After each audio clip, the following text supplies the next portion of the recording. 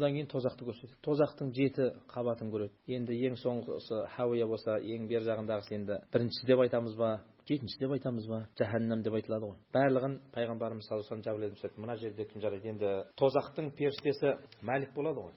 Сол Мәликтен сұрайды, мына жерде кім жарады? Енді оны Құдай қаласа өздеріңіз сіздерге енді бір қысқа бір мағлұмат ретінде беріп жатырмын ғой. Ары қарай сіздерге қызық болып үйренгілеріңіз келсе, кітаптан оқып алыңыздар. Содан Мәлик айтып келе жатады, мына жерде мұнафықтар жанады, мына жерде басқа анау жанады, мына жерде мынау жанады.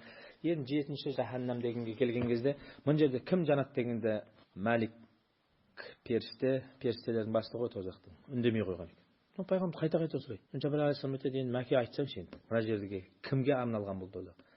Енді ол тозақта сондай 70 мың өзен бар дейді. Сол өзенге бүкіл дүниені салжып өзен жоқ болып кететіндей сондай үлкен өзендер. Құдай сақтасын.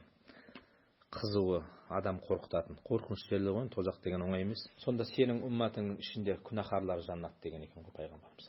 Сонда пайғамбарымыз қатты жылаған екен. Көңілі түскен, жалбарынған.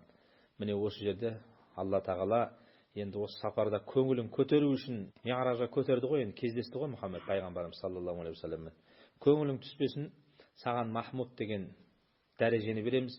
Ертең умматыңның күнәһарларында да Алланың қалауымен шапағат жетіп құтқарасың осы тозақтан деп шүйіншілеген пайғамбарымызды.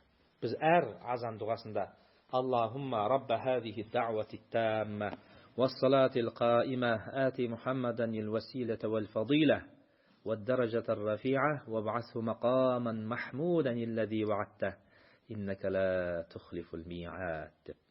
Дұға жасайтынбыз сондықтан. Пайғамбарымыз осыны дұғаны әрқашан жасап жүріңдер деген. Алла сөзінде тұрады. Бірақ пайғамбарымыз бізге де аманат қылып кеткен да, әр азан сайын осы дұғаны айтыңдар. Алла маған сол Махмуд дәрежесін берсін. Ертең өзімнің умматымның біреуін де тозаққа кіргізбей жәннатқа алып кетемін дейді. Соған тырысқан ғой енді. Бірақ енді оған да сеніп қалмау керек. Сол жерде періштелердің бастығы Мәлик айтқан екен ғой, мына жерге умматыңа сәлем айт, мына жерге келмесін. Егер мына жерге келіп қалса, бізде аяушылық деген нәрсе болмайды деген. Бұл жерде біз ешкімді аямаймыз. Бұл жерге келмесін деген ғой. Сондықтан да ол жерге бармайтын амалдар жасау керек бауырлар. Біздің ұстазымыз айтатын, тозаққа бір секундқа кіруге де разы болмаңдар. Өйткені біз білмейміз ол жердің қандай екендігін. Құдай сақтасын. Кішкентай ғана от қолың жағып жіберсе өліп қала жаздайсың.